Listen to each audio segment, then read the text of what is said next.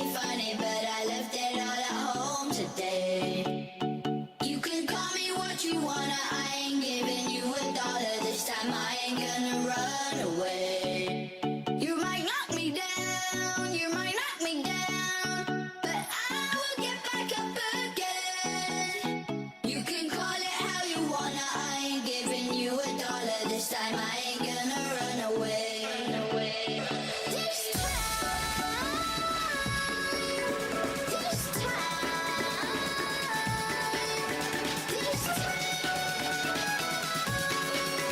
this time I ain't gonna run. Not this time.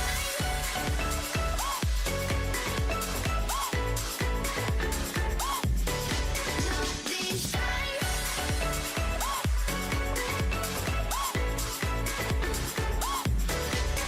this time.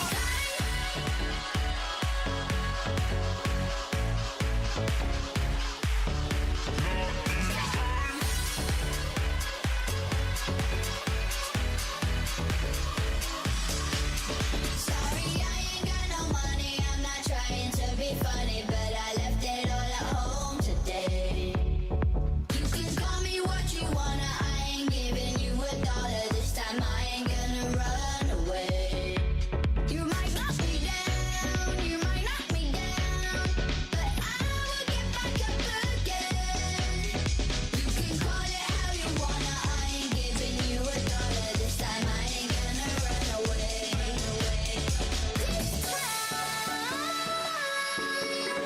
This time, this time, this time, this time I ain't gonna run. Not this time. Not this time. This time I ain't gonna run. Not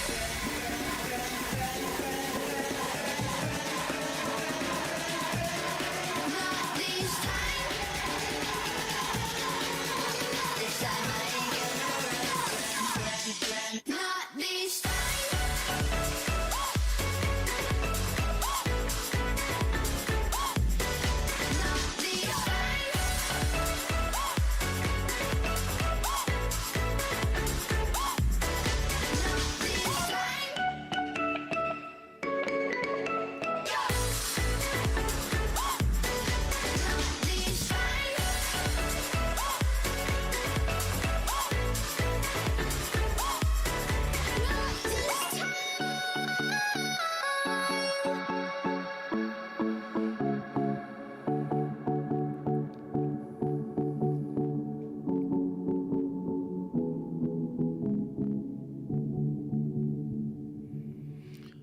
All right. Like I said, I'm going to be playing more and more of these videos as the days go on. I really enjoy a bunch of them.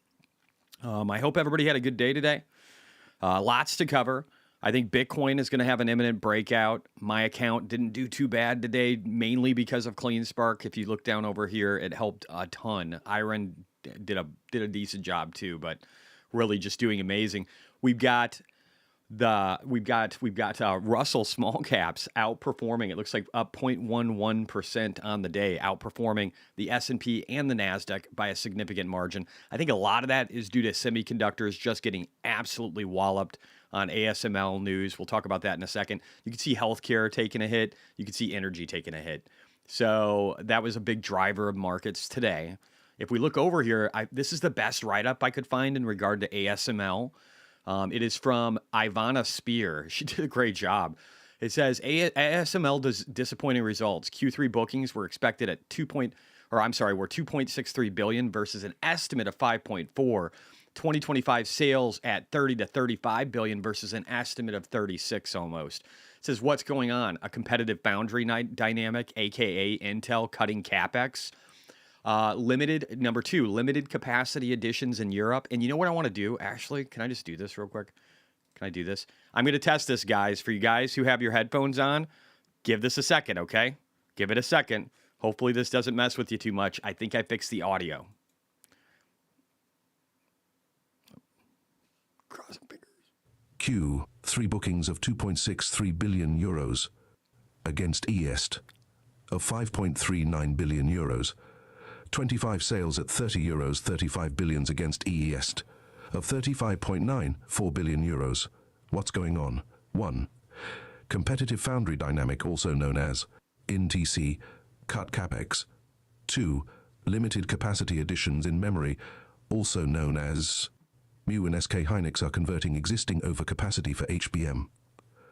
This is on top of China restrictions, the only booming market for equipment. People miss that semi-equipment follows its own cycle and is facing some headwinds after a strong capex cycle, 21 to 23. AI is a tailwind, but the market is big in and not in capex. Even TSM sees a muted capex cycle. Investors may be selling the wrong stocks today, creating attractive opportunities. Here is a lay of the land. 10:43 a.m. So I actually thought that was pretty interesting. I thought that was a pretty interesting post, so I wanted to share it with you guys. Let's move on. I wanted to thank you, huge thank you to the 2,510 people, probably maybe a little more now, that are paying for X, Discord, and YouTube subscriptions for admin and I work. I really appreciate it. Also, Derek Wall gave 50 YouTube memberships earlier in the day.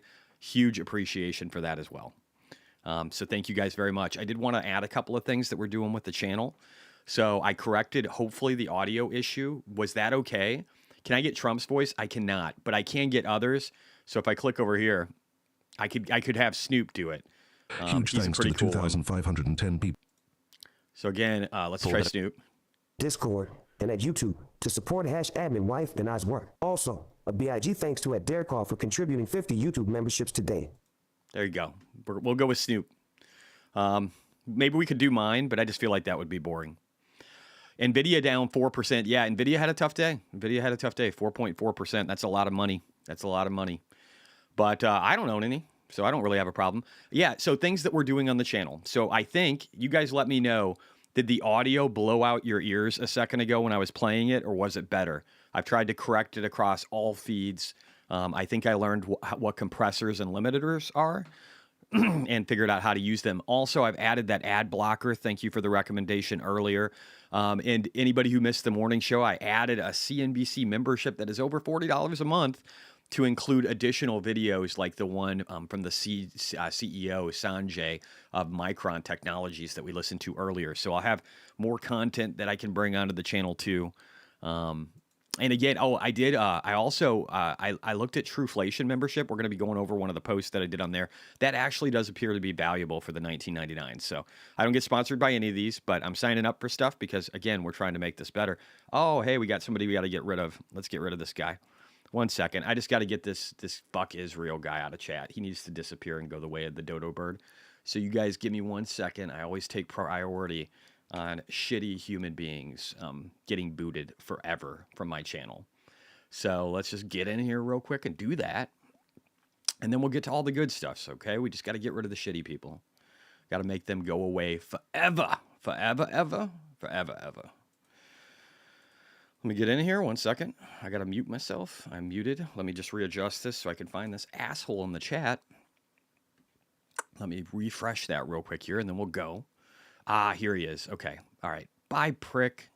I'm just going to block you real quick, you piece of shit.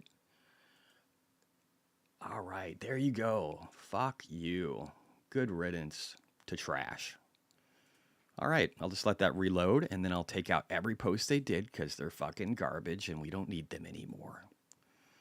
Okay. Just 1 second. 1 second. Yeah. Fuck this guy. Fuck this guy. There we go. All right, we're good. We're good. We cleaned up the trash, guys.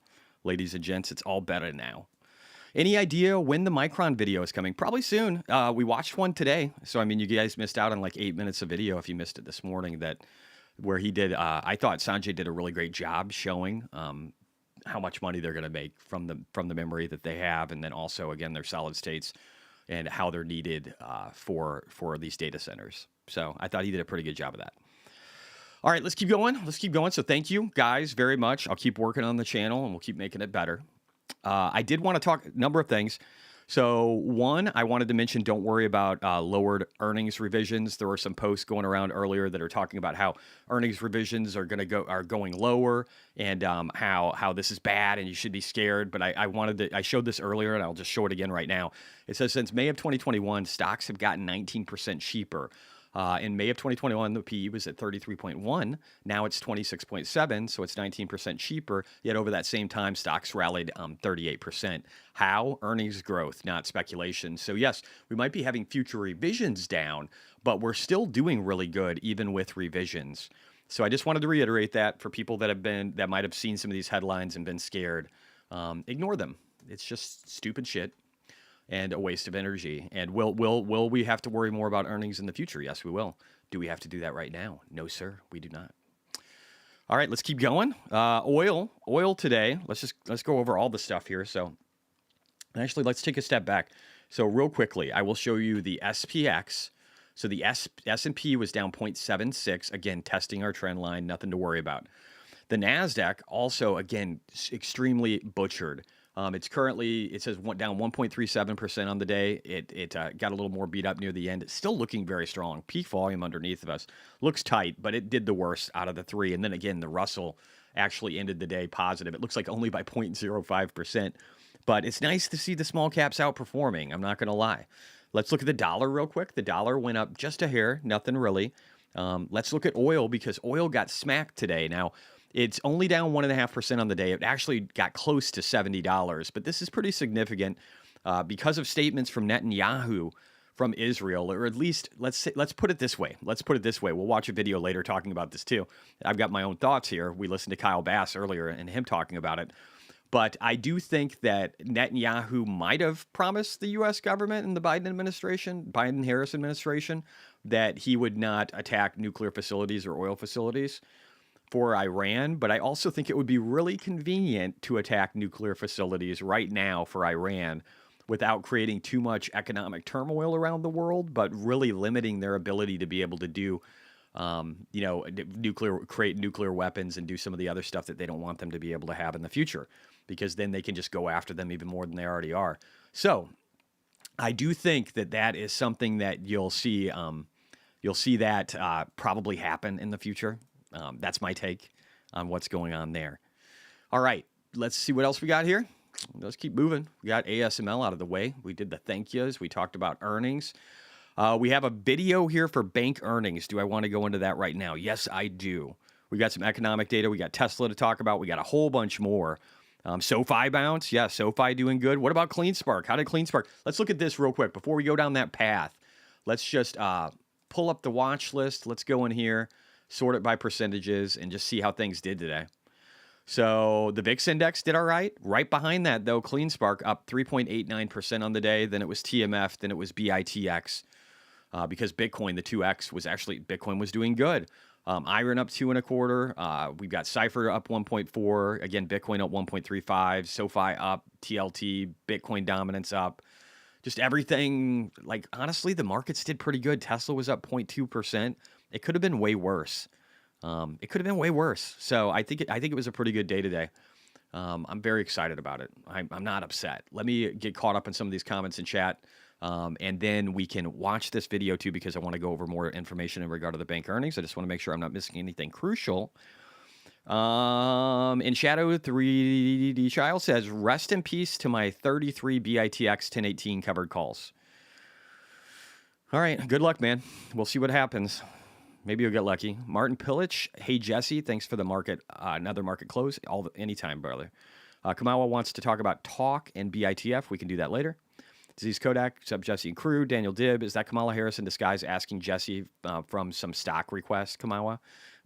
Daniel Dibb, for Chicken Bro, do you think Kamala will do Joe Rogan? No, why would she? She'd do the All-In podcast before she did anything. That's probably like the fairest place she could be, but they would tear her to shreds. She's just a drone. She's barely communicative. I can't imagine what her IQ is. Maytag, hey Jesse, love the content, thank you. You are very welcome, sir. Jeff L. Hey, everyone. Daniel Dibb. No shot. Chicken Bro. Joe Rogan can't be bought. That's very true. Kamawa. Well, I mean, he would probably do it, but she would just get destroyed. Daniel Dibb. But I guess she has nothing to lose getting destroyed in the polls. She's starting to. She's down 8 points from where Joe Biden was last election. That's been the popular vote. That's pretty bad. Broccoli Bob. Hello, everyone. Ryan R. Trump almost 60-40 odds in Polymarket. Yeah, that's probably reflecting accuracy. Even Nate Silver, the Democratic pollster from the way back, who did 56 street thing. He even has he has it within like 0.3 right now at Kamala winning, but like barely by anything. Broccoli Bob says the audio sounds much better. That makes me so stoked. I spent like 3 hours on it. I'm really glad to hear that, brother. Daniel Dibb, 3 weeks till Trump becomes president. Can't wait. I hope that happens. Daniel Dibb, Nvidia down 4%. I know, right? Alex Garcia, Ryan, really? Jesse, can you get a Trump voice? No, I cannot. Maybe. I don't know. I'll try. My ears haven't exploded. I love that, Daniel. George Manassas says was good, was okay. Jeff L says sounds good. That makes me so happy. What SW are you using for the voices? It's a program called Speechify. It's another one that I bought recently. I don't remember how much it costs. I think it's like $80 a year or something. But it's great. It will read, literally, you could take a picture or scan a book, and it will read it all to you. It also works on all across mobile, and then it works here as well. And it's fucking great. I love it. Now that I could control the volume, I love it. Jesse, could there be a positive effect at the Tesla numbers from the layoffs? Which layoffs? Were there layoffs? There's Tesla layoffs today? Did I miss that? I caught a lot of other news. We got a bunch of stuff to talk about. But if there are layoffs, I missed it. So tell me. Rex Finance, what's up, brother? He says, how's it going? He says, howdy, Chris. He said, no worries. Send it this evening if you remember. All right, let's keep going. Future guy, yeah, get that guy out. Yep, he's gone. Martin Pillich, yes, was there already yesterday. Lena 2.0. Oh, I didn't know that. If you guys see stuff like that on X or on YouTube, let me know. I've got a moderator. I got Chris on YouTube. I probably need to add a few more of you. But on X, I'm happy to wipe those guys out whenever they're there. So, got to get rid of the trash. All right, so let's see here. Forever never seems that long until you're gone. Are you singing songs to me? Ryan Ripkowski, any idea when the Micron video is coming? Oh, that was from earlier. Okay. All right, I think I'm pretty caught up. I'll get caught up on a few more here. I'm not too far behind. I want to listen. So the next video I want to hit is not this one. It is this one. I want to listen to Citizens JMP's Devin Ryan on top takeaways from bank earnings and provide my input. So here we go. We got a bunch of good stuff today, guys. Join us right now to talk about Citi and the other big bank results from this morning, Bank of America and Goldman Sachs. Devin Ryan is here, Citizens JMP Senior Research Analyst. You look at these three, you can't, I will, tell me what your biggest headline is and which one you actually like and what don't you like. Yeah.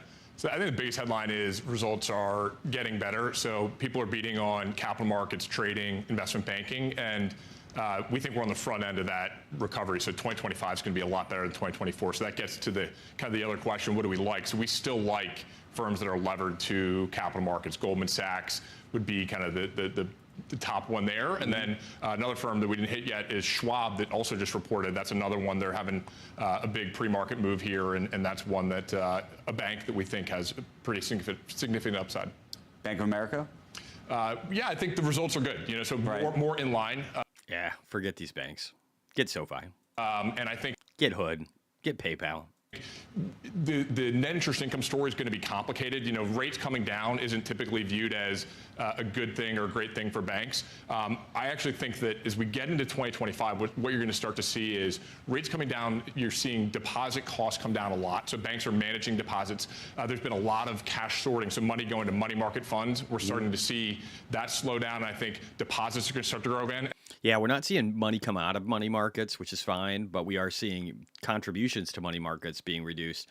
And I think people driving more towards equities and things like Bitcoin. And then next year, I think there's going to be a lot of loan growth. So we haven't seen a lot of loan growth this year. Next year on the other side of the election, and then with rates coming down, that's going to be bullish for loan growth as well. So I think the traditional banks are going to have a better 2025 as well. Okay, so what do you think of Citi? And I mean, Citi's been a challenged bank for a while now. Yeah, I mean, there's a lot of complexity and a lot going on. I do think that they are getting the house in order on expenses, and I think the restructuring that they're doing. They're all having to restructure. It's the only way they make money. It's early days, but I think they're doing a nice job. Like I said, the big stories here are what are firms going to be able to do on the capital market side? They've got a pretty big capital markets business. So all the big banks, including Citigroup, are well positioned, in my opinion. Who wouldn't you touch right now?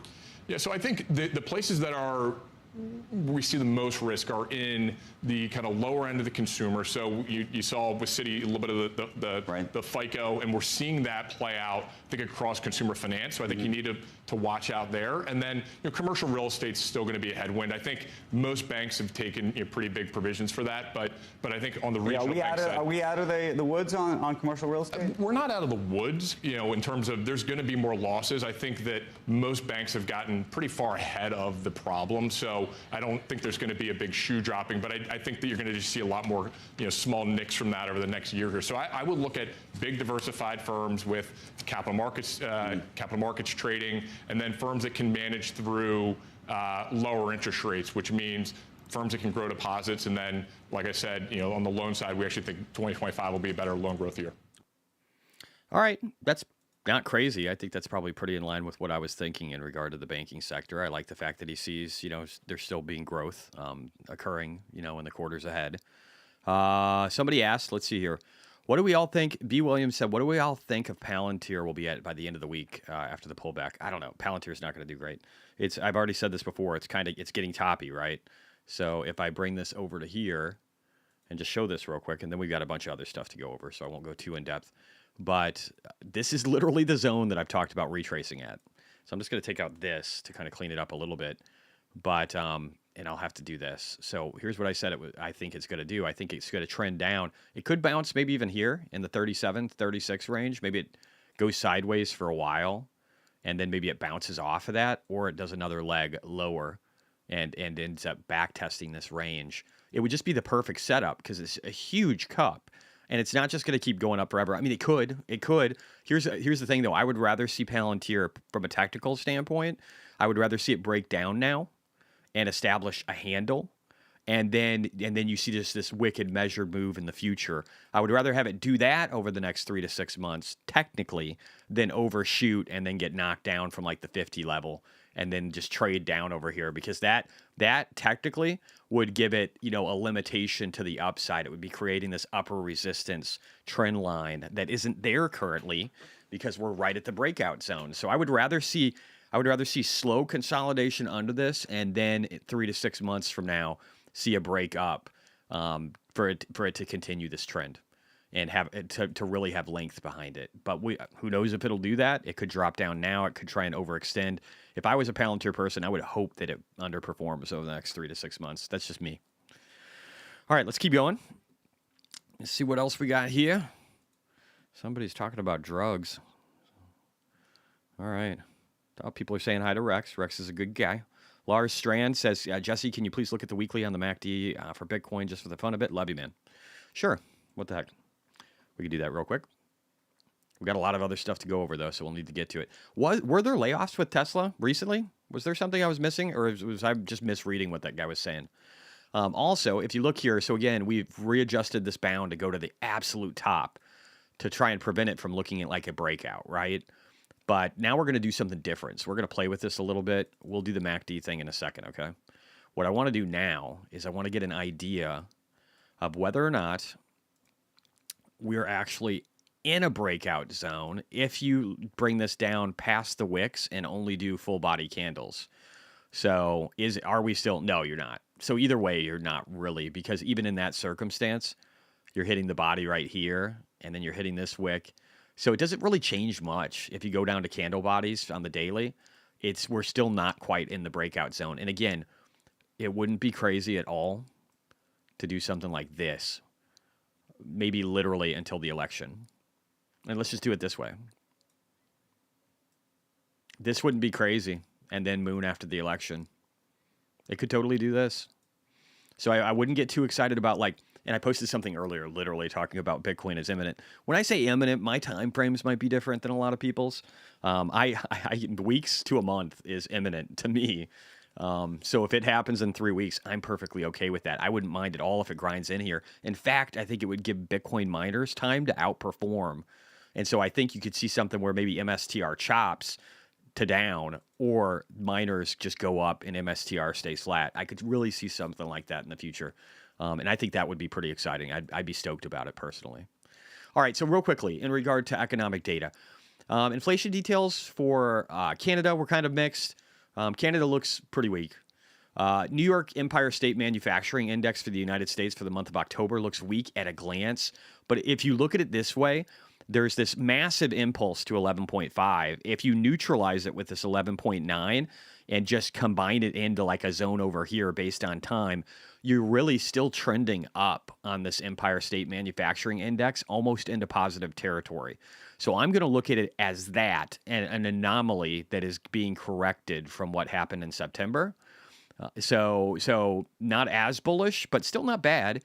And the Red Book year over year actually still looks strong. We had 5.4 before. Now we're at 5.16, or I'm sorry, 5.6 in October. And this is a big deal. There's 8,000 companies that make up like 90% of the retail sales out of these large retail sales companies. And so we're seeing expansion. We're seeing a lot of retail sales. We like that. Consumer inflation expectations. There was some nuance to this earlier. That they were talking about, but I don't think it's too big of a deal either way. It's moderate. On the long end of the curve, I think it was the 3 and the 5 year inflation expectations. They raised those a little bit higher to like 2.9 and 2.7, I want to say.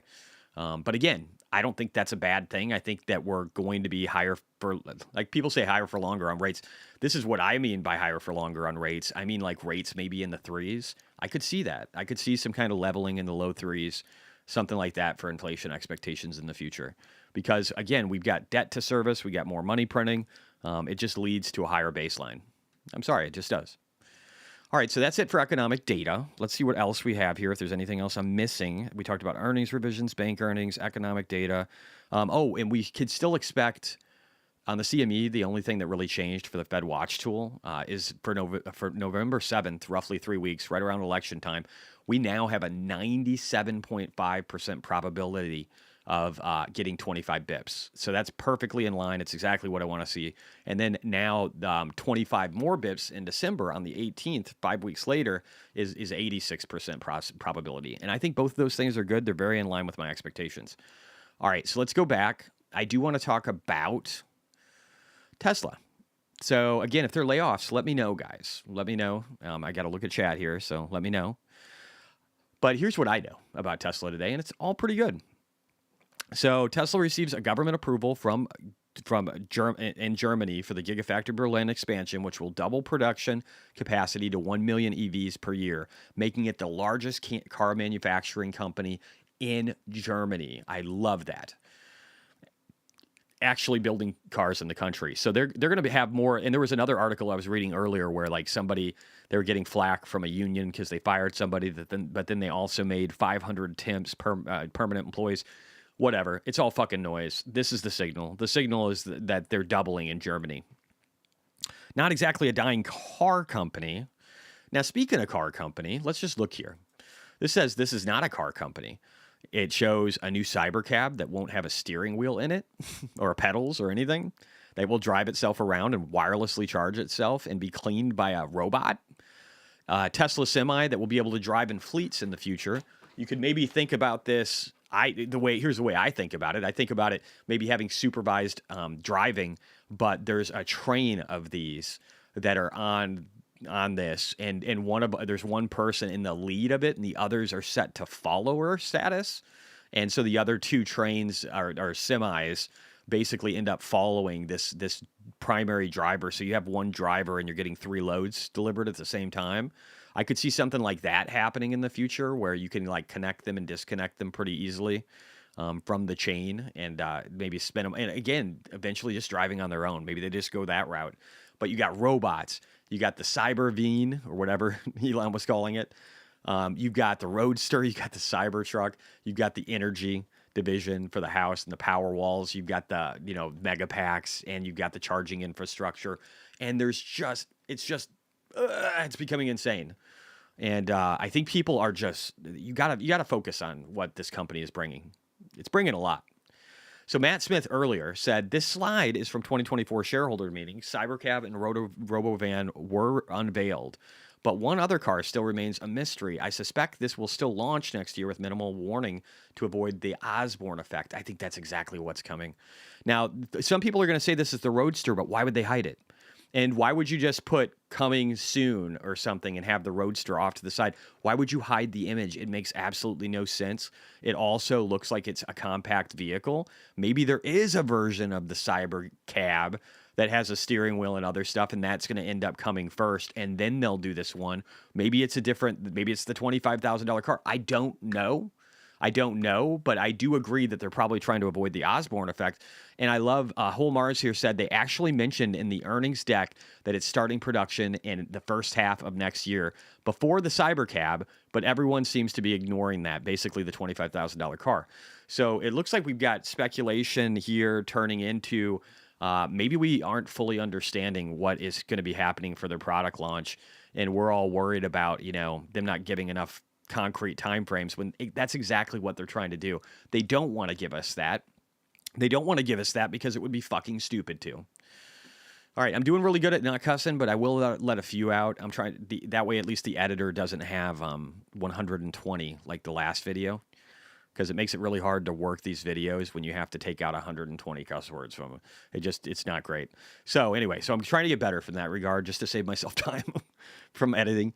But I'm trying to get chaptered versions. I'll see if I can do it again after this one that have no cuss words, no uhs, no ums, no pauses in between. Just like boom, get her done, and then maybe split those up into individual videos with topics that are really good for that day. If I went over something that was just awesome, I'm probably going to turn that into its own little clip. Anyway.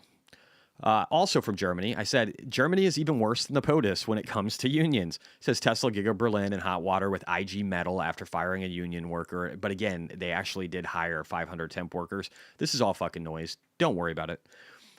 Sawyer Merritt says, Anthony Lewandowski, who co-founded Google's Waymo, says Tesla. And remember, there was a C-suite exec that was trashing on Tesla, not just the other day, after the viewing that they did last Thursday. But this guy who co-founded Waymo says Tesla has a huge advantage in data in the self-driving race. I'd rather be in Tesla's shoes than Waymo's shoes. Tesla already has cars on the road, some of which use semi-autonomous features for tasks such as parking and lane switching and learning, all the while Musk has the greatest fleet to do this. There's millions of Teslas out there that are constantly alerting feeding back their data to Tesla to make the product better. And that's ultimately what's really going to be the differentiator here, that you have the richest, most consistent data to continuously improve over time. I would say that Tesla has examples of maybe 10,000 or maybe 1,000,000 times more data than Waymo does in terms of all of the scenarios of driving. Or more, maybe 1,000,000 times more data. 1,000,000. Does this sound like Signal? Listen to that guy. Listen to the guy who created MySpace. I'm kidding. He didn't really look like that. All right. This is Elon. I ensure great engineers can flourish at my companies. I consider one of my core responsibilities in running companies to have an environment where great engineers can flourish. And I think a lot of companies, maybe most companies. All right, let's let him say this for himself. My core responsibilities in running the company is to have an environment where great engineers can flourish. and I think in a lot of companies, I don't know, maybe most companies, if somebody's a really talented, driven engineer, their talents are suppressed at a lot of companies. And some of the companies, the engineering talent is suppressed in a way that is maybe not obviously bad, but where it's just so comfortable, and you're paid so much money, and the output you actually have to produce is so low that it's like a honey trap. They're not necessarily, don't seem like bad places for engineers, but you have to say, like, a good engineer went in, and what did they get out? And the output of that engineering talent seems very low. Tesla is not a honey trap. We're demanding, and it's like, we're going to get a lot of shit done, and it's going to be really cool, and it's not going to be easy. But if you are a super talented engineer, your talents will be used, I think, to a greater degree than anywhere else. SpaceX also that way. So. Yeah, dude, I just got to say, This applies to all of Elon's companies, okay? All of Elon's companies. This is such a big deal that he can get the best talent in the world and he can pull them from one company to another company at any moment. If he needs them, he could say, dude, I need you. I love what you're doing here and it's brilliant and thank you so much, but I need you over here for like a year or 6 months to make this happen because we need to. And he can pull talent from all of these brilliant companies that are leading in every sector they're a part of. That means something. Also, Dima Ziniak said, in less than 48 hours, you know what? Let's do this. Let's let Snoop tell it to you. And 1 second. and Oh, what? No, I don't want to do that. I want to do the whole freaking thing. Let me fix this. I just got to do this, maybe. I can make this work. I can do it. in less than 48 hours, There you go. SpaceX completed 4 rocket launches, made history with a successful launch, booster catch, and splashdown of Starship Flight 5, launched the Europa Clipper with Falcon Heavy, executed 2 Falcon 9 launches carrying Starlink satellites. Doesn't that seem like a big deal? Doesn't that seem like Snoop thought it was? So you guys should be paying attention. All right, let me go. Oh, wait, I went too far. Let me go down here. Nope. Okay, back up here.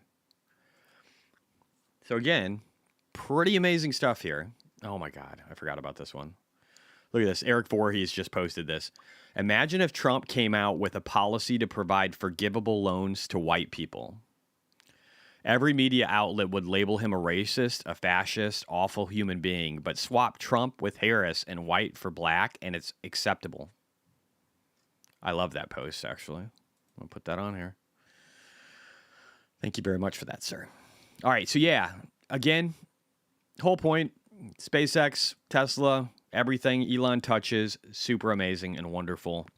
Maybe you guys aren't seeing the whole picture. Maybe this company is just really, really remarkable. And maybe I can just play videos whenever without having to worry about blowing people's ears out now because I fixed it. And I'm so happy. All right, let's see. Is there anything else? Nah, that's probably it for that. So let me go back here. I do have a few other things I want to talk about. Oh, don't want to show people's private communications with me. That's rude. All right. NVIDIA AI. No, I'm probably good there. CleanSpark. Let's go over this real quick. U.S. economy, CleanSpark, Bitcoin, and then we'll be moving on. So, yeah, okay, whatever. Bitcoin October mining rewards estimated as of October 15th, 2024 at 1300 UK time. Again, these could end up being a little off, but this is an estimate for what based upon what they have done for the month, what they projecting out what they should do by the end of the month. And it's got CleanSpark in the lead at 301 BTC with Mara coming in second with 267. Mara did make good moves fairly recently by buying more Bitcoin when it was cheaper. Iron at 203, honestly, very impressive. Honorable mention to Iron for sure in third place. Cores, who gives a fuck about Cores? They're a dying company. But pretty cool stuff. Love seeing CleanSpark in the lead. Rex brought this up, but I don't know if, Rex, you had time to look at this. Somebody had another question. Well, you already responded to it. Of course you did. All right, so CleanSpark paid $1.25 million, developed megawatts at grid, plus a pipeline of 400 megawatts. So they pretty good price when compared to Bit Digital, who paid $11.5 million, developed megawatt at Innovum, plus a pipeline of 288 megawatts. Hopefully I'm saying the right term. Either CLSK stole grid or Bit Digital overpaid for Innovum. It's crazy that this much variability in cost exists. Somebody did say it seems like grid was in dire need of being acquired and Bit Digital was in dire need of domestic data center. Any idea where the Innovum data center is located? Great way to put it. Innovum is located in Montreal, Quebec. All right, I don't know if there's any more to this, but that's interesting. So I think that's interesting. Maybe they got a better deal. That would be cool. All right, let's keep going down here. And again, I just wanted to talk some shit, which was fun. And all I said in here, since CleanSpark was winning the day, was, is anyone going to complain about CleanSpark's performance today, or are we good? Of course, my buddy Vitali said, why isn't it up more? And I said, at least I can count on you for your New York sense of humor. And he responded with, no doubt. I can't remember if he's from New York or New Jersey. I figured if he was from Jersey, then it's just a fun thing to say anyway. And so I'll just keep saying it. Anyway, love the guy. He's actually pretty cool. Thank you all. But sorry if I was shit talking a little bit. That's about as mean as I'm going to get in regard to miners, because I just don't like the whole fighting back and forth. My miner's cooler than your miner, when all of them are just really a multiplier and a way to diversify. And some will be more successful than others, and some will die in the bear market. But we don't hold them that long anyway, so what does it really matter? Anyway, Stock Trader Max said huge. Efficiency plus growth is the key, and why I chose CleanSpark. I would agree. The flippening is coming, I said. It's coming. Yeah, so just, again, Stock Trader Max talking about, hey, maybe someday here in the near future we'll see the flippening.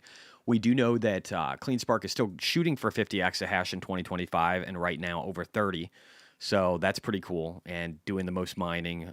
Really a well-managed company, and they've got a strong Bitcoin holding. I'm hoping that by the end of Q1, they will have a larger amount of Bitcoin holdings than any other company outside of Mara and MicroStrategy, obviously.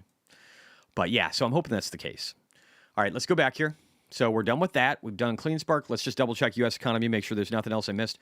Kobayashi letter. I'm subscribed to him, I believe. Let me see. Yeah, I am. Cool. Okay. He said 512 large companies have declared bankruptcy year to date, only 6 less than during the 2020 pandemic. So I think the gist here, and Randy Kirk really said it well, better reporting on this would include it similar to last year and not really much different than the most recent years shown on your chart. So what he's saying is this really anything? It doesn't really look like anything. I mean, it's the same number as 2020, but really it's not that crazy different from 2016. It's not that crazy from 2023. It's definitely, I mean, it's a lower number than 2010. It's not that far from 2011. It's not that far from 2012. It's not that far from 2013. It doesn't really matter. And I think that was a great way to put that. It's true. Special situations. Oh, we got to do Snoop for this one. I ain't got patience for it. All right, here we go. U.S. retail sales estimates for holiday season. The National Retail Federation, NRF, expects U.S. holiday sales to increase to 5% to 5% year-wide, a deceleration from +9% in 2023. E-commerce sales are expected to increase 8% to 9%, a deceleration from +7% in 2023. E-commerce is expected to account for 30% of holiday sales, up slightly from 29% in 2023. All right, so real quick before we get to the rest, here's my point here. Deceleration can sound scary if you just see it in a title, but if you ignore that and you're not in a vacuum, U.S. retail sales for the holiday season only being up by 3.9%. It says U.S. increased 2.5% to 3.5% year over year, deceleration from 3.9. So it went down from the 3.9% in 2023 down to 2.5 to 3.5. That's not bad. And e-commerce sales being expected to increase by 8 to 9% is fucking awesome still. So again, just want to make sure we're clear that this is actually good news here, and that it means that retailers are going to continue to do well into the early next year. And we can't hate that.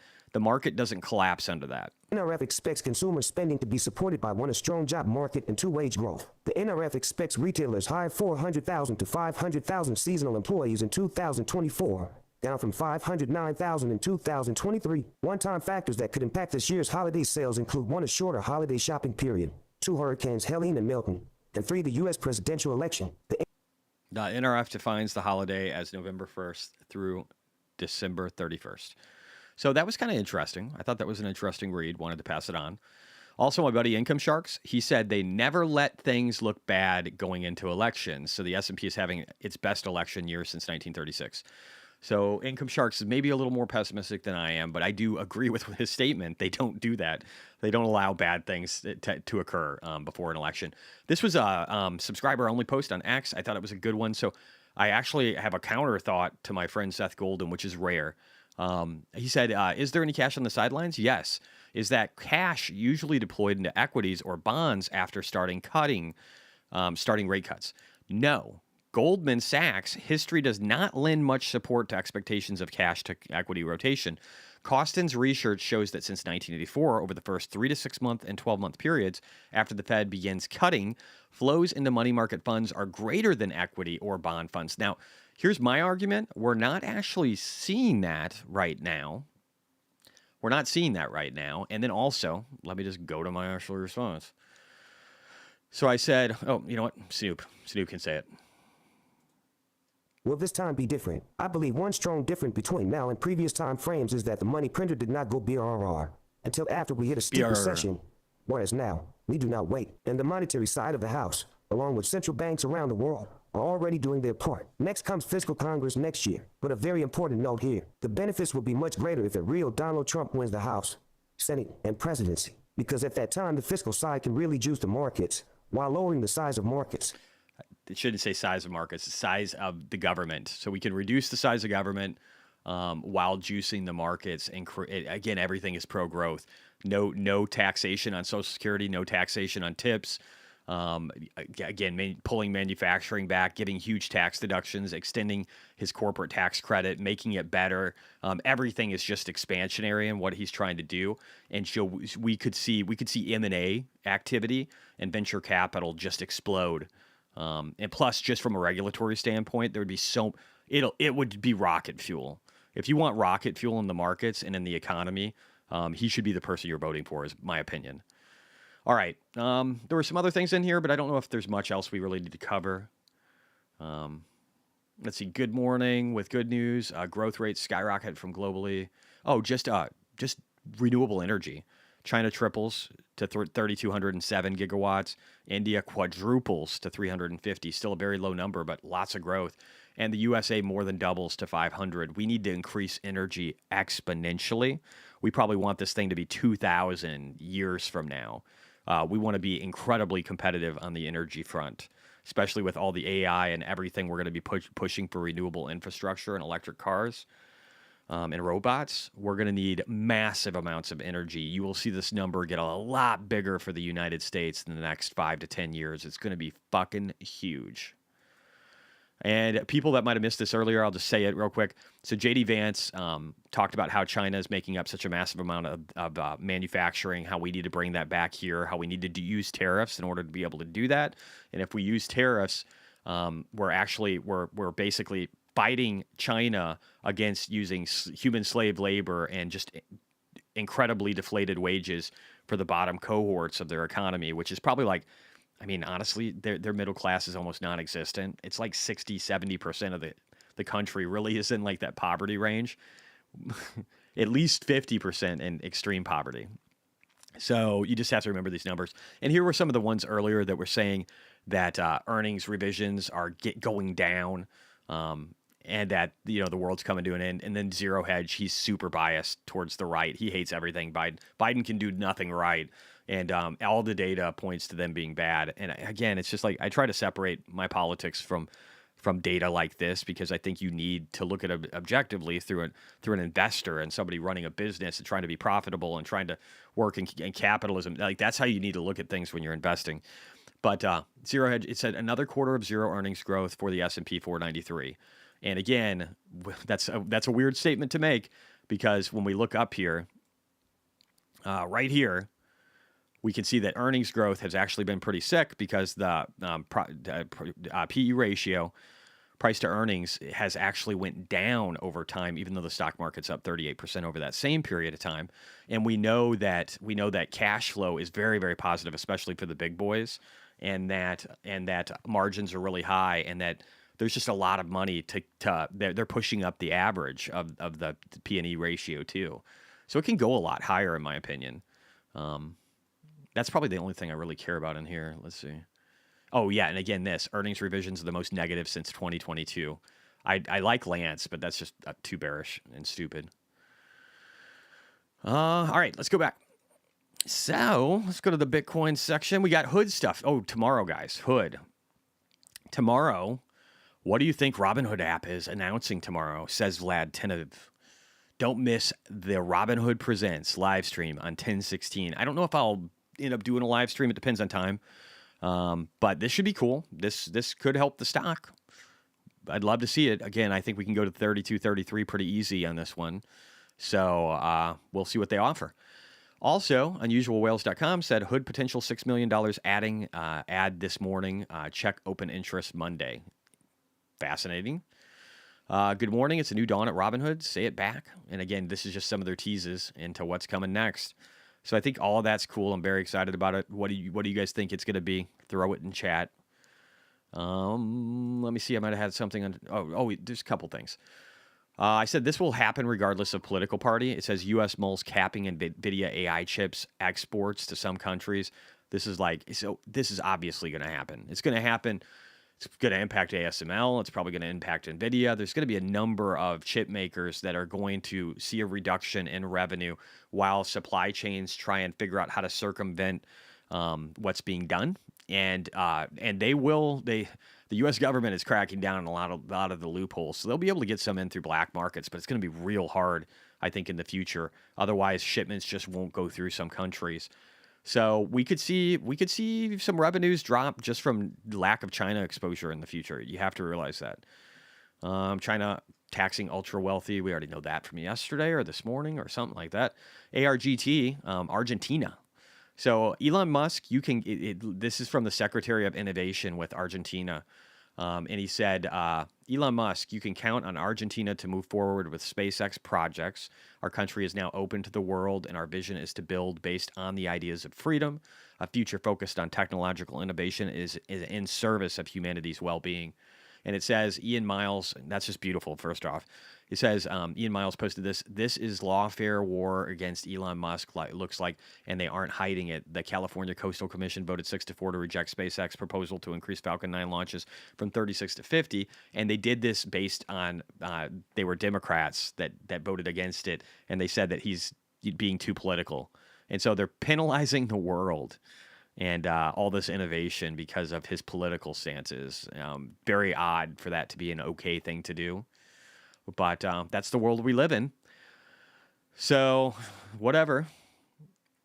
Again, Argentina will apply an aptitude test to 40,000 public servants, and their contracts will only be renewed if they pass the exam. He's literally going to make sure that they're capable of doing their jobs. Who knew? Argentina. What is it? Which one's this? Policy paper. Achievements and obstacles in the economy of Argentina. How did the government manage to go from this is one from a little while ago, go from a deficit of 4.4% of the GDP in 2023 to a cumulative 6-month deficit of 0.4%.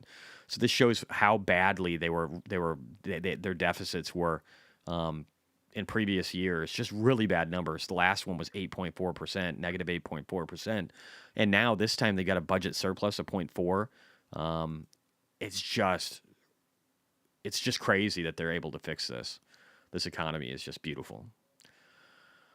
And again, emerging markets, this is old, but I'll just mention it right now. Emerging markets are actually really cheaply valued, especially if we start seeing economies taking off again in the future. So they might be kind of cheap and a good opportunity for people to be able to purchase. And I think that India, and also I think one of the best multipliers is going to be Argentina, which is why I'm going to put more money again towards ARGT. I just had to sell it last time because I needed to buy MSTX and BITX. And then when I did that, I made money off of that, and I had to buy the Tesla. So I'm in between. I'm just waiting for more money, and then we'll figure that shit out. Let's look at Bitcoin. Again, my post, you better be ready for 92,000. I think that's coming soon. Whether it's days or 3 weeks, I don't really care much. James from Invest Answer said Bitcoin ETFs, the 7th best day ever. 7th best day ever for inflows yesterday. And we talked about this one earlier too, but just the balance of USDT, this is Tether on exchanges, has hit a new all-time high. And if you look back historically, you'll see that actually lends itself the majority of the time to a higher price in Bitcoin, especially after consolidation like we've experienced. Gel shows just that, hey, this is a great support zone and it's perfect and it still looks really bullish. And then again, you can see that same thing from this post that I did, which was a repost of Matt C. So lots of good stuff. And again, we haven't even seen FTX $16 billion pumping in yet. Just a lot of good stuff. And if Trump wins, I do agree with Crypto Rover. Bitcoin will go crazy. Everything will go crazy. Lots of good stuff, guys. Lots of good stuff. Anyway, that's a lot. That's pretty much it for the news. I do want to jump. And again, Trueflation, I'll show this real quick. So this shows the electric vehicle commodity index. So now that I'm a member, I'm getting like some of these extra metrics, which are kind of fun. If you look over here, you can see what it looks like for the commodity prices that go into EVs, the commodities basket, and it gives you a more detailed breakdown of what that is, like lithium, platinum, palladium, nickel, copper, cobalt, all these different things, right?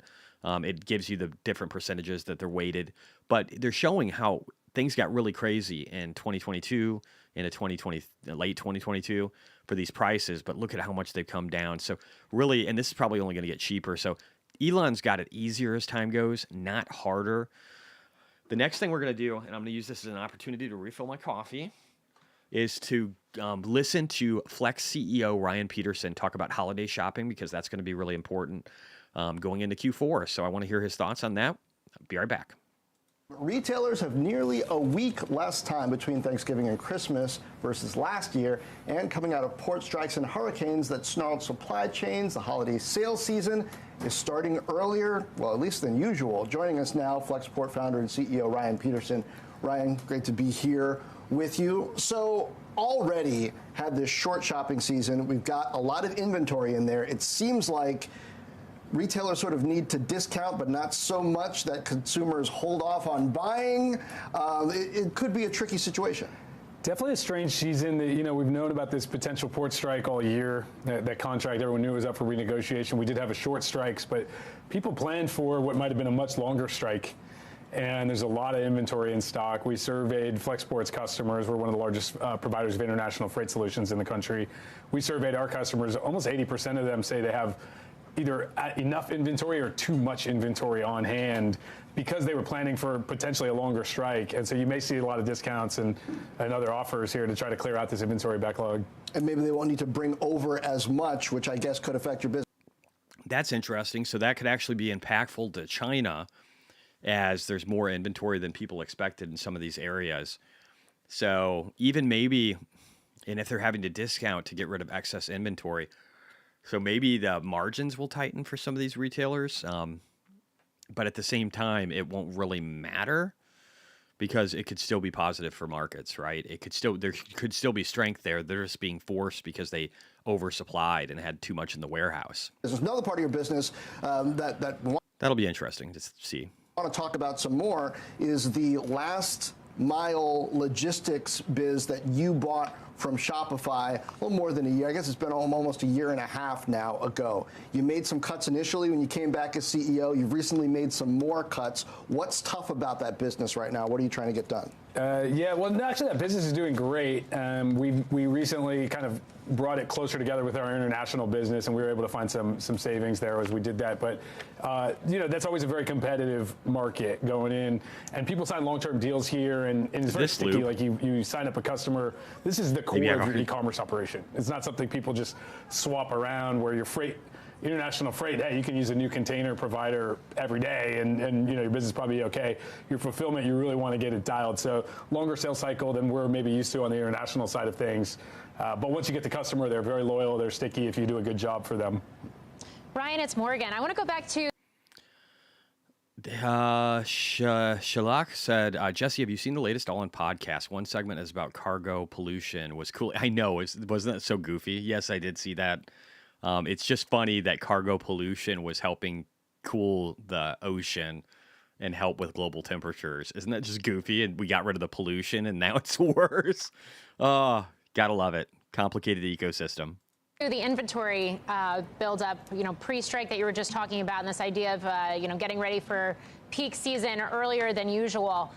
What does that mean, especially at a time where inventory buildup has been a real tailwind for broader GDP? What does that mean?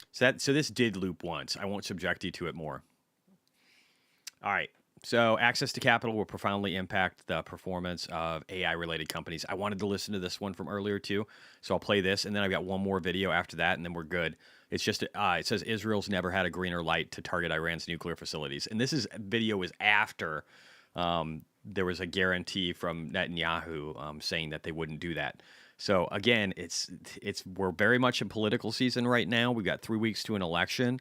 And when Biden goes out and says the Biden-Harris administration have received guarantees from Israel that they won't hit nuclear facilities and oil facilities, imagine what it looks like for the Biden administration as far as strength when they basically have no control over Israel, just like they have no control over Hamas, Hezbollah, Russia, China.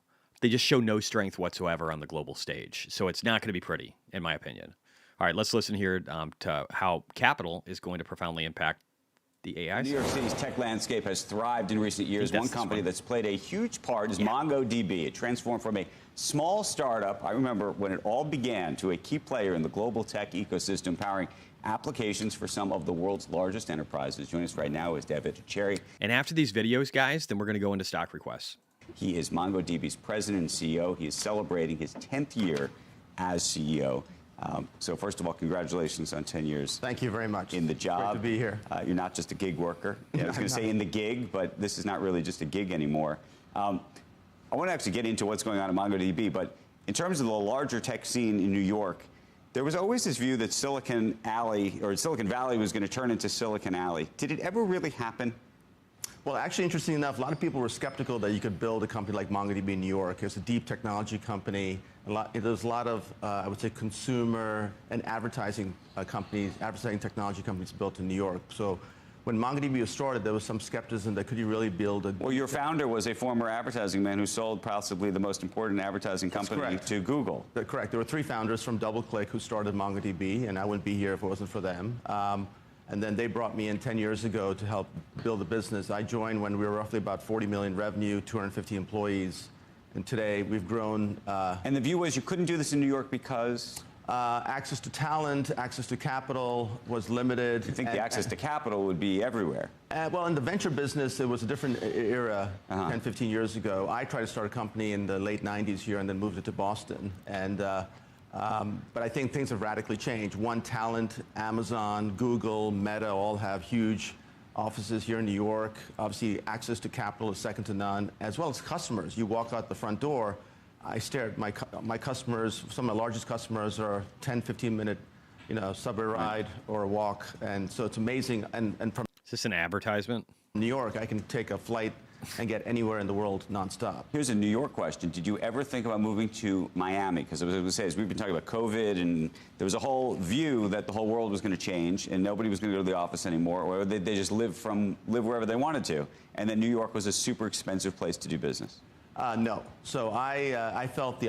I'm sorry, drug? Oh, that's what you guys were talking about earlier? That's up 1,500%. In what time frame? The opportunity here was too big. I recognize that New York went through some issues and challenges during COVID. A lot of us work from home or in remote locations. I did have employees move all over the country. Thanks, Kamala. In Europe, even different parts of Europe. And some people did move to Florida, but we never contemplated seriously. So what are you doing now, by the way? Since I don't know if you were listening to the story that we had just before about... What?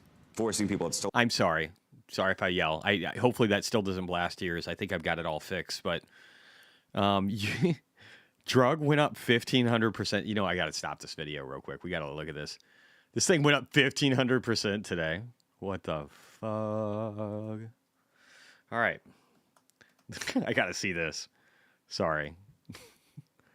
We'll listen to the rest of that video. And then, again, I think we might be all right. I might have one more video. I just want to make sure that we're getting as much signal as possible. I don't know if this last video is signal. I try to pre-screen all of them and only provide the videos that are going to be, I think, the best. But I couldn't get to all of it today. I'll get to more of it. I was trying to do all this other automation stuff and make things better. But the more I get that stuff nailed down, the better all this will get. So let's look real quickly. Let's find drug. Let's find drug. Bright Minds Bio. That is insane. Do not buy this. Do not buy this. Do not buy this. Do not buy this. Can you short it? I don't know. Everybody's probably already shorting it. You could try. Do not buy this. This is very dangerous. This will just evaporate. It is $100 million in volume today. That's absurd. That's some GameStop shit. That makes GameStop look pathetic. I hope it's a part of RG. If only, right?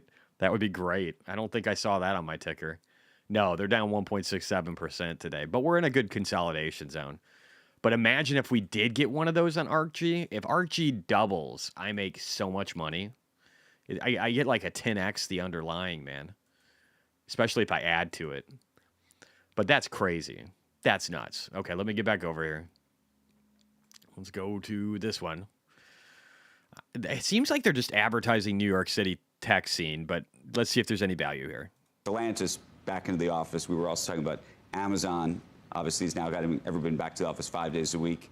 But it's complicated for some people who've moved farther away. Yeah, so we actually believe in hybrid work, and I think it's a lot of people conflate working hard with being in the office. What we found, and we've actually done studies on this, is that our top performers are top performers irrespective of where they work. Right. In the office, hybrid or fully remote.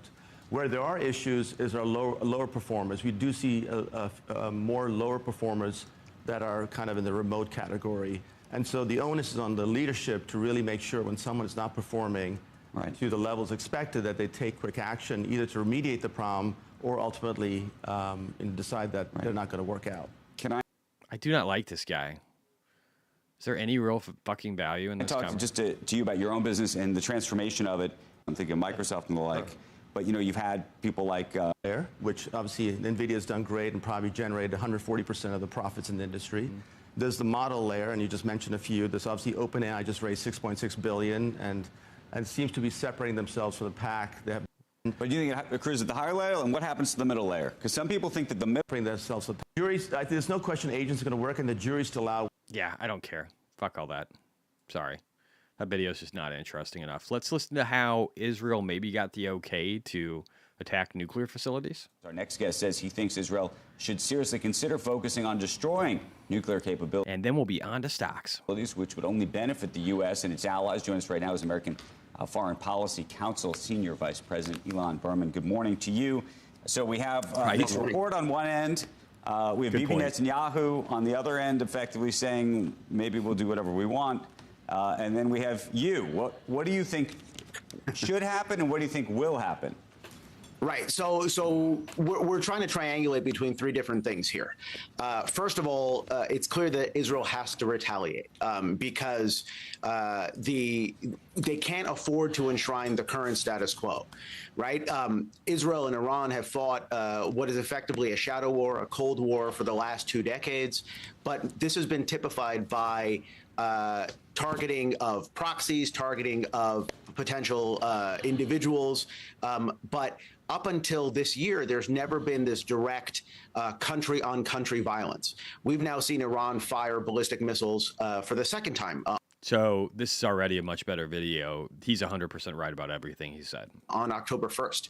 And Israel cannot afford for this status quo to be enshrined, where the Iranian regime feels emboldened to attack Israeli population centers directly from its territory without fearing some sort of retaliation. So that's absolutely coming. Now, 100%. The question of what shape that comes in, I think is the operative one. It's very clear that the United States is, for all the right reasons, very concerned about the potential for escalation, the potential for a wider war.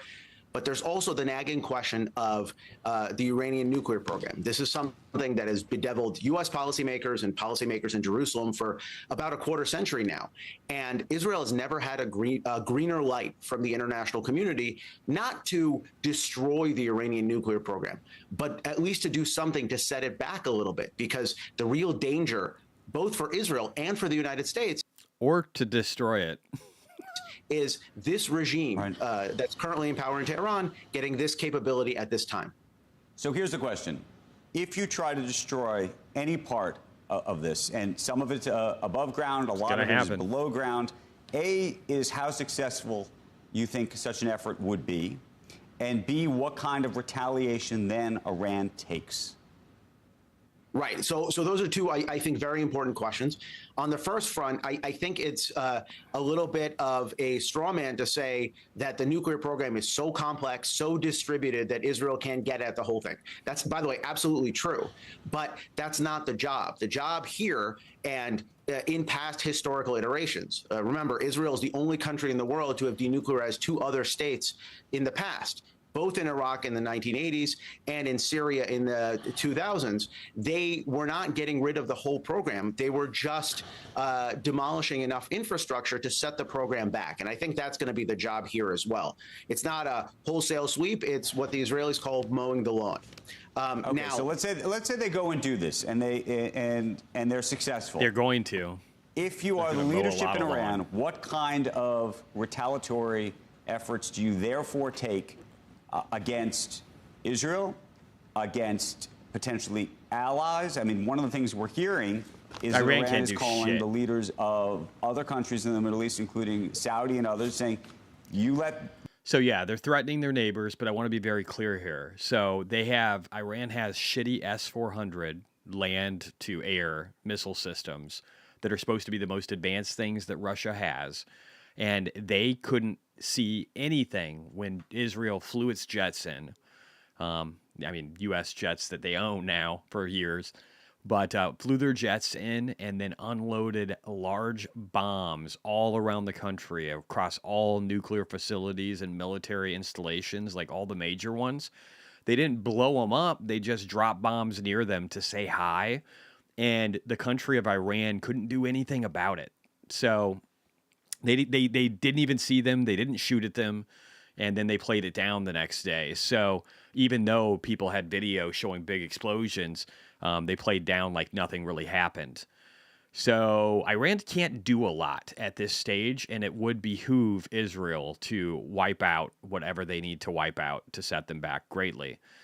Russia hasn't been doing good for the last 2.5 years. They fucked up with this war with Ukraine, and then at the same time, Iran could be set back quite a bit, and then that will make it to where I would say that China's been very emboldened over the last 5 years, especially after the Afghanistan withdrawal. It made us look very weak, and then the current president basically being a zombie, dead man walking, also made us look weak.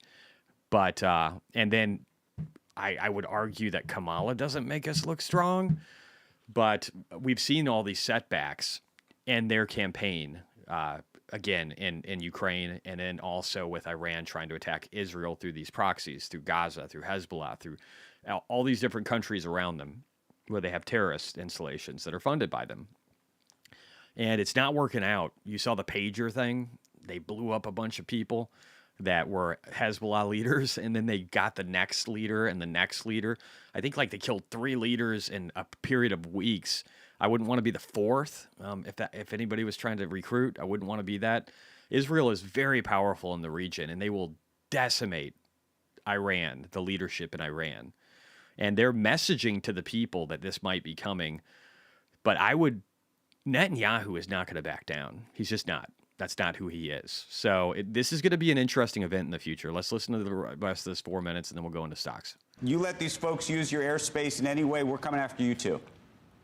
Right. And I think that's exactly what the Iranians should do in terms of trying to deter Israeli freedom of action, right? That's certainly something that they want to do. But what's very clear is that the Iranian nuclear program and the potential for this program to be weaponized by the world's leading state sponsor of terrorism is a threat not just to Israel, but it's also a threat to the countries of the region. So I think what we're likely to see if the Israelis do move is a lot of public condemnation, just like they got in the 1980s when they... And then they'll just keep fucking doing it. They moved against the Iraqi nuclear program. And if you think about it, if they do this, they'll put a ton of pressure on the Biden-Harris administration, and they might impact the results negatively for Harris.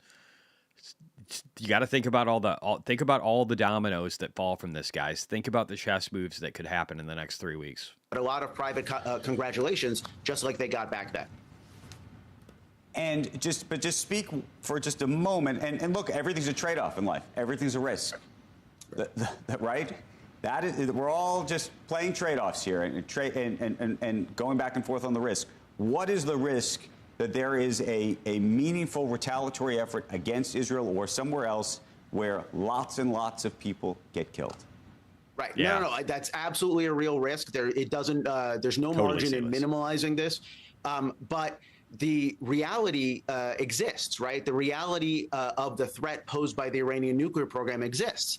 The problem that I think the Israelis need to solve for, and that U.S. policymakers have to keep in their head, is the fact that the Iranian nuclear program and the very, very likely possibility that this regime is trying to acquire an offensive nuclear capability, and this regime is not a good regional actor, is a threat that exists beyond the current Middle East conflict, right? Do you think they do this? If they do this, do you think that they do this before or after the U.S. election? And do you think that before should play or will play any role in this?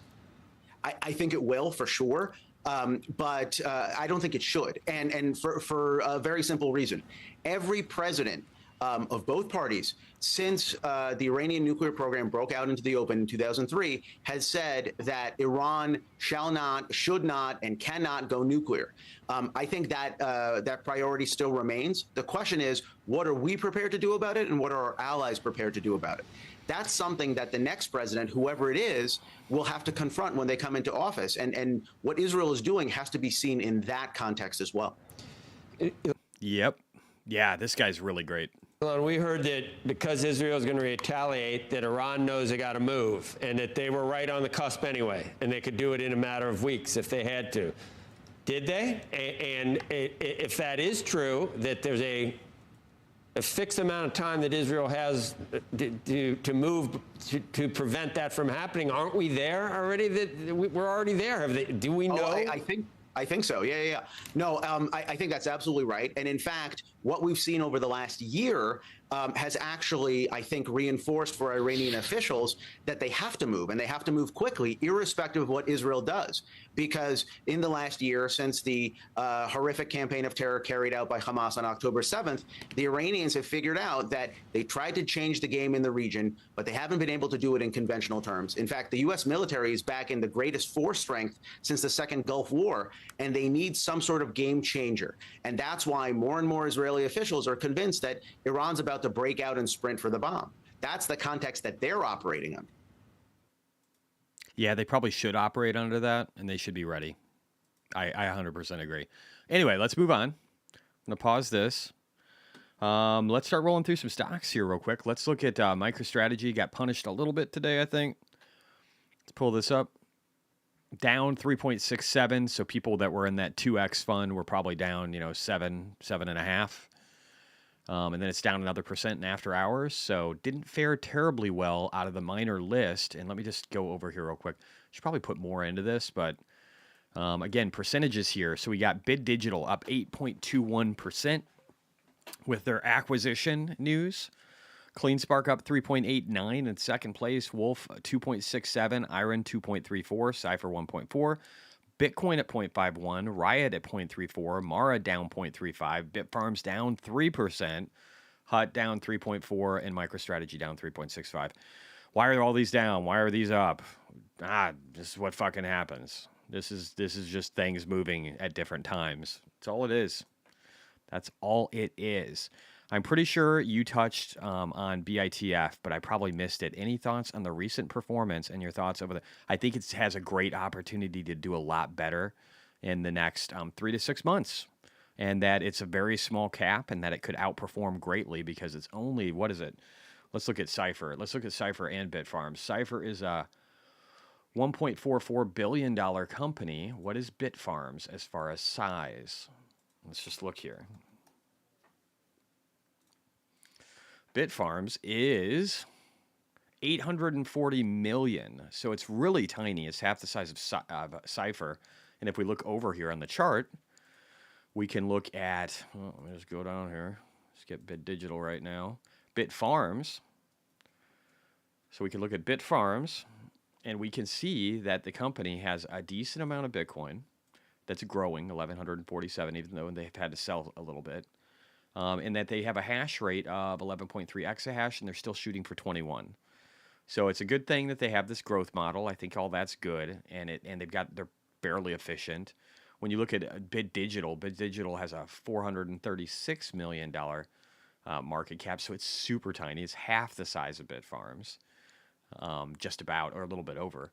If you look at Cypher over here, again, this is like double the size of Bitfarms. They've actually, what is their Bitcoin stash? 1,512 now, because they sold a bunch for their latest energy location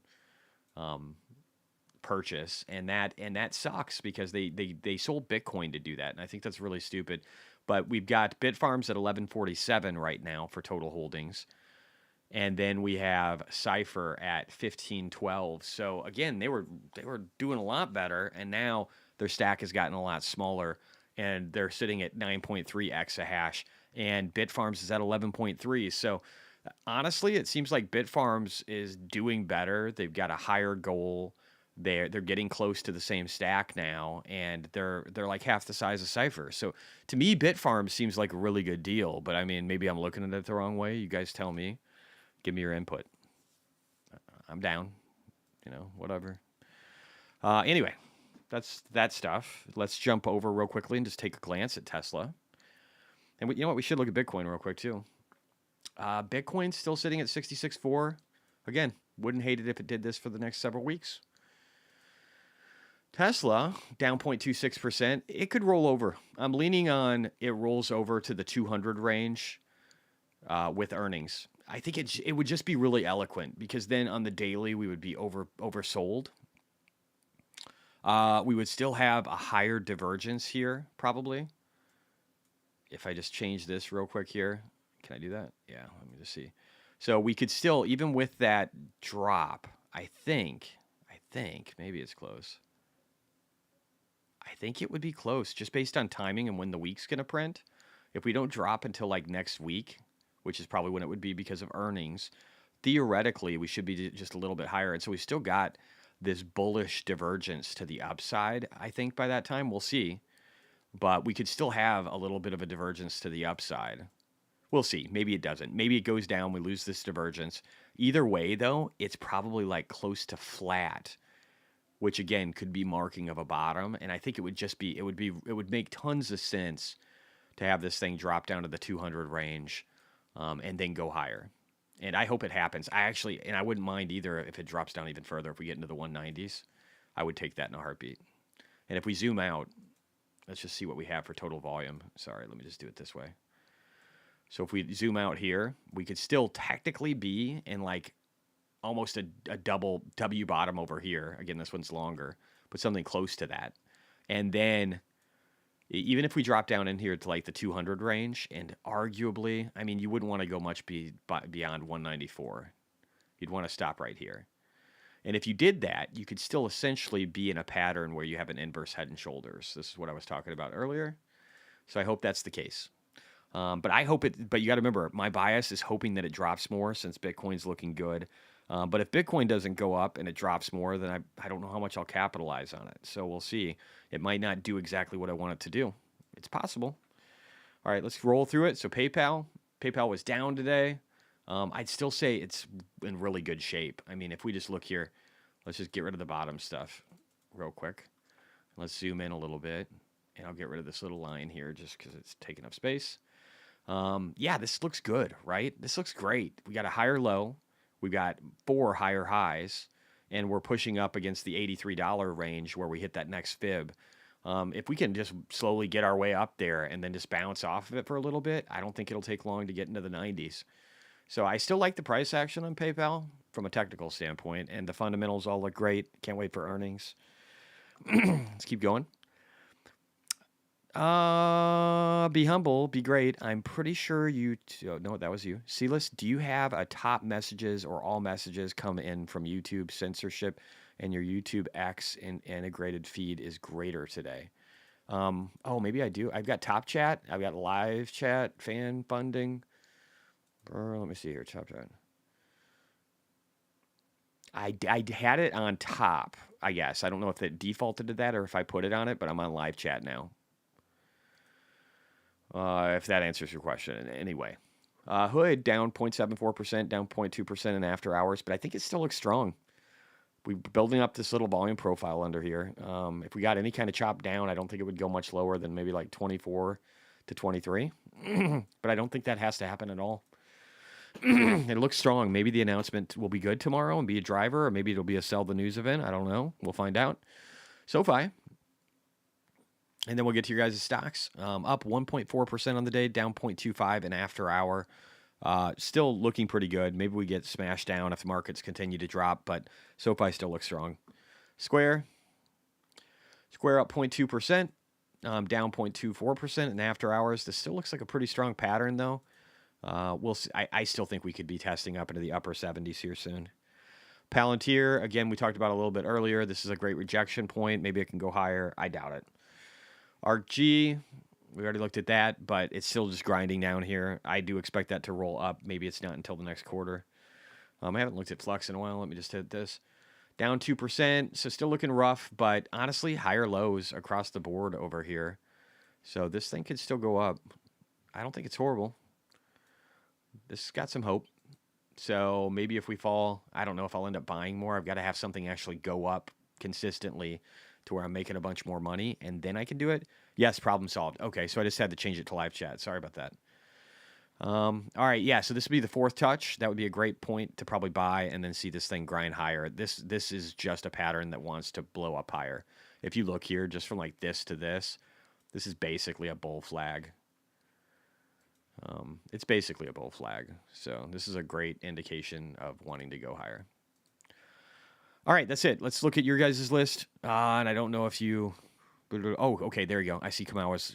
I'll scroll down live on the other side here. So Stock City said Bitcoin testing the top of the channel. What do we think? A short term, long term, we know what'll happen. I think, again, it could happen tomorrow. We could break through. Or it could be 3 weeks until after the election. I'm not worried either way, Stock City. You also said whoever called NVCR in here last week just made me bread. Thank you. Up 25% after hours. Congratulations, man. C-List, let me test. Iran nuclear program. Yes, problem solved. Awesome. Dario Ferraro, you can look at the call options for MU you said this morning. Yeah, we can look at that. I'll do that real quick now for Micron. I got to look at the target first, though. So let me just get this up. And then we'll look at call options, and then we'll go back to that list that Kamawa was nice enough to bring together and go over that. All right, so Micron, down 3.71% on the day. So down from its recent high by 34%, a decent amount down.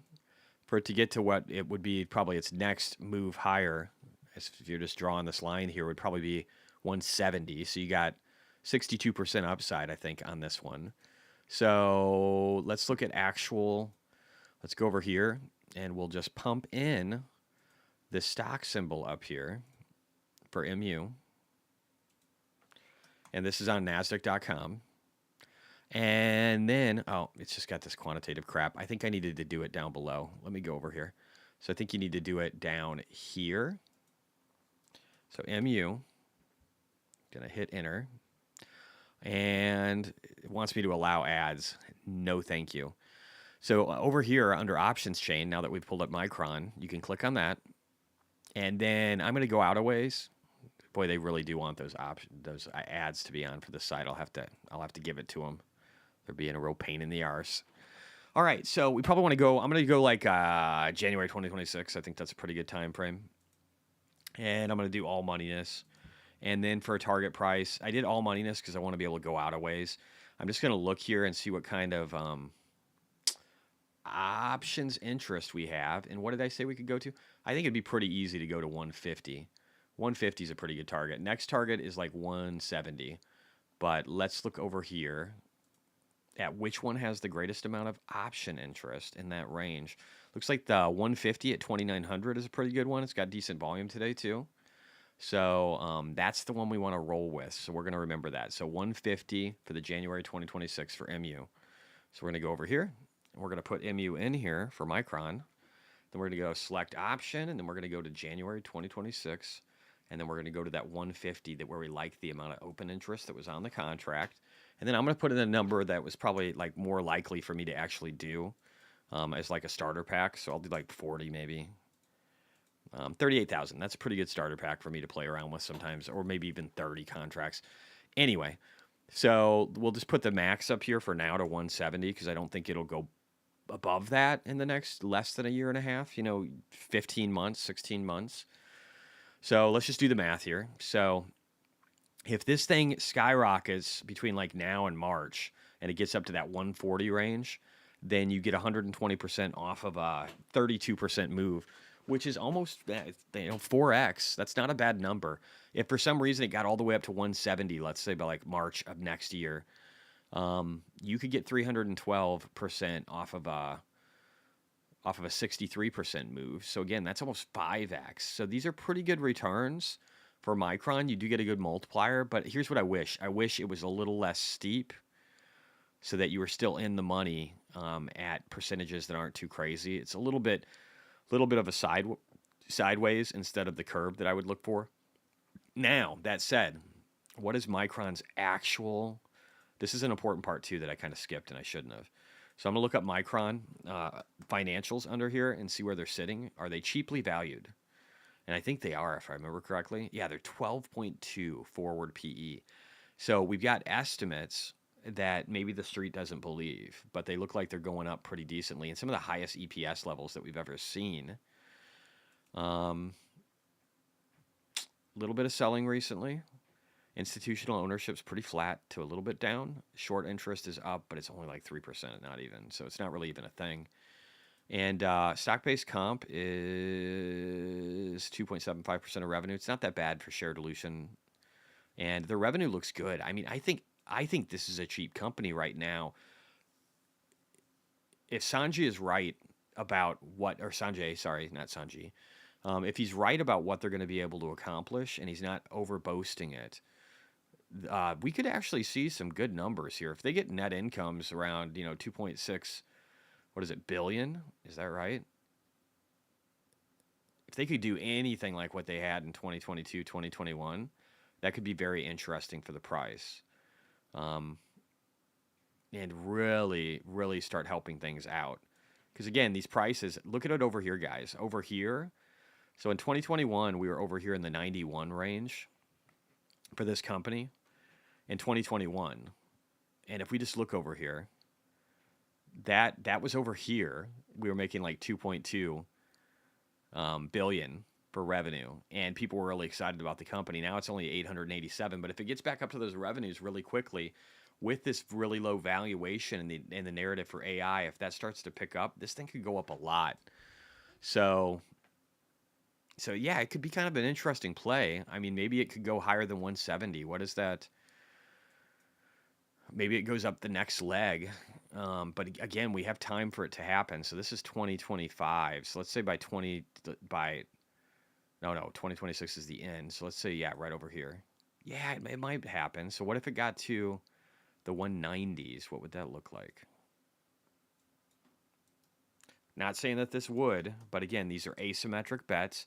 If you had 2% of your portfolio in this, that's 1 out of 50 of your portfolio from portion size, and you put $38,000 in, and it was able to yield you by some kind of possibility in the next year plus 84% gains, you could make $140,000 off of 38, or with an allotment that I normally probably get, spending $100,000, I could get $340,000 potentially in gains, or $200,000, something like that, or $150,000, anywhere from $150 to $340. That would be a great number for an asymmetric bet. So I don't know. It might be something I'm interested in doing later. I don't think I'll do it right now, but I don't know. I don't hate it. In worst case, I just end up buying stock. So, but I need other things to take off for that to happen. All right, let's go back here. So we got talk. I don't know what that is, but I'll look at it. I'm probably actually first, I'm going to cheat. I want to make sure that these things aren't shit. So I'm going to look at financials first, because if it just has horrible financials, I'm probably not even going to look at anything else. So this one has revenue growth that's 29% year over year. The forward PE is 82. I hate that, but they are starting to become profitable, so that number is probably a little broken and could get better. They have been burning down cash, but they still have 115 million.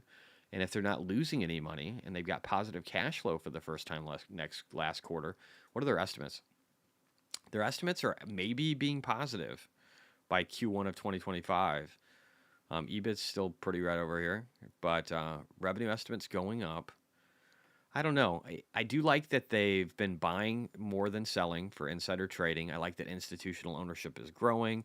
I like that short percentage, even though it started to spike in, you know, July 15th of 2024 is going back down again, and it's only in single digits and near 5%. That's not bad.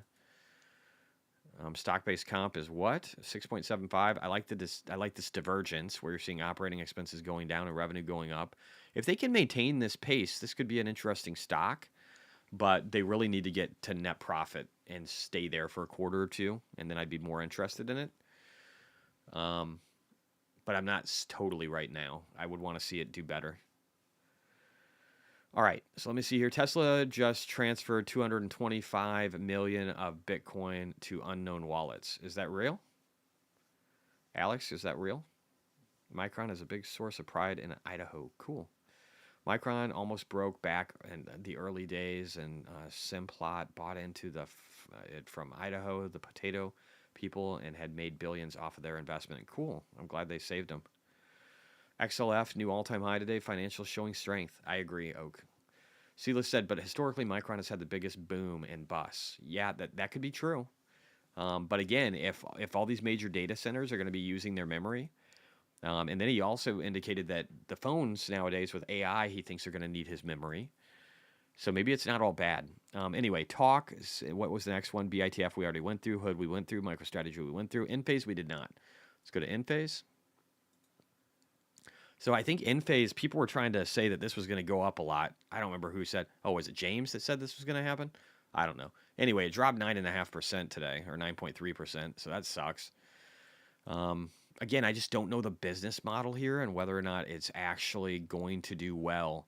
It doesn't seem like the lowering rate narrative is helping it out a lot right now. And I know Powerwall 3s, I want to say, are actually really, they don't need the inverters that Enphase has. I just don't know enough about the Enphase business. Maybe I need to spend some time with some of these other guys from Jersey and have a conversation about it.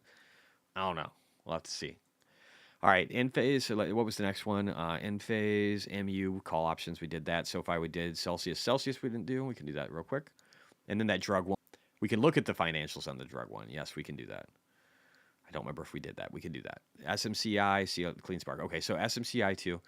That is it outside of Celsius. So let's do Celsius. And then I'm probably going to, I might call it after that, guys. Yes, Tesla moved BTC per Vivek on X. Vivek said that. Vivek was talking about Tesla moving Bitcoin. Seems like a weird thing. It seems like it almost makes me feel like somebody got hacked. But you think you make a political statement. That's just weird. It's weird that Vivek would be relaying that. I don't know. That's weird to me.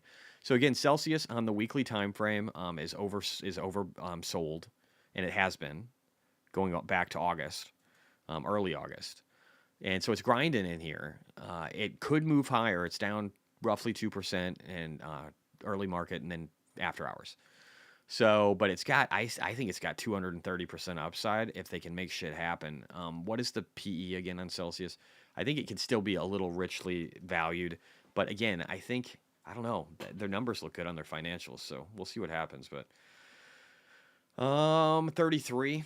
So the forward P is actually a little worse than the current, so that could be problematic. But outside of that, man, I don't know. Seems pretty good.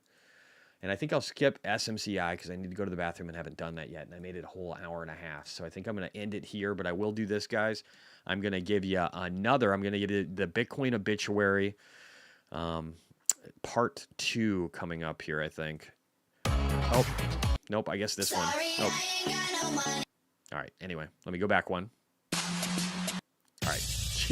I hate this. Oh, this drives me nuts. The button for the play temporarily moves, and so it makes it to where I miss this shit, and it drives me nuts. Anyway, love you guys. I'll talk to you later. We'll see you in the morning bright and early, and we'll see what markets are looking like then. Thank you so much for your time. Have a great day. Peace out.